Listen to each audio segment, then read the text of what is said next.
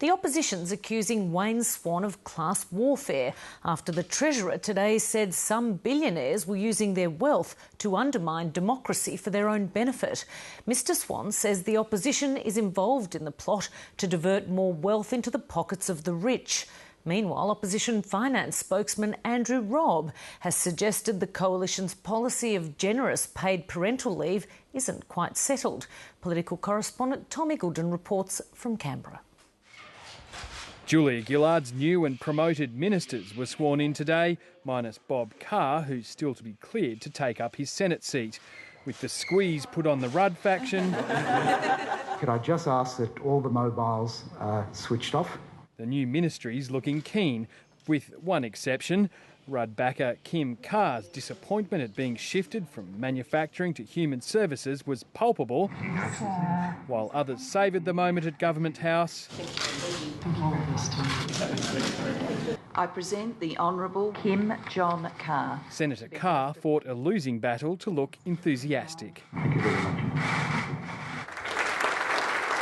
But down the road at the National Press Club, the Treasurer was spoiling for a fight. You've already had a go at the banks and their leaders, which could resume... What's new about that?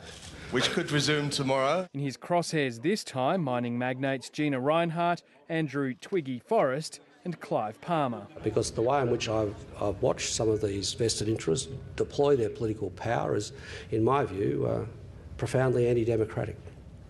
And what I don't want to see is a change in influence lead to a change in income distribution and a lessening of mobility. Here's the message to Canberra. From campaigns against the government's mining tax to what Mr Swan calls misinformation about its carbon tax, the Treasurer says mining's mega-rich aren't acting alone. The combination of deep pockets, conservative political support, and of course the ranting of shock jocks more and more brazenly has sought to defend and promote the interests of a very narrow section of our economy. In response, Mr Palmer called the Treasurer an intellectual pygmy, and Andrew Forrest took out full-page newspaper ads, while Ms Rinehart said nothing publicly.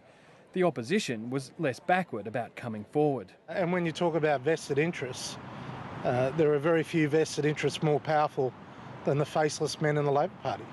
We've seen that graphically over the last week to 10 days. The Treasurer says Tony Abbott's opposition can't afford to criticise Mr Palmer and his ilk. He is, of course, singing for his supper. We can see that in the donations from the likes of Clive Palmer that have flooded into the coalition's coffers in recent years. I really resent the way the Treasurer engages in this sort of envy in the class war. These are the convenient phrases used by the champions of privilege. One thing the opposition certainly has been championing since the last election is a paid parental leave scheme. Tony Abbott, some would say ironically, has a more generous paid parental leave scheme than the government's. Now one of its front benches is suggesting the scheme could be changed. We haven't finalised any of our major policies.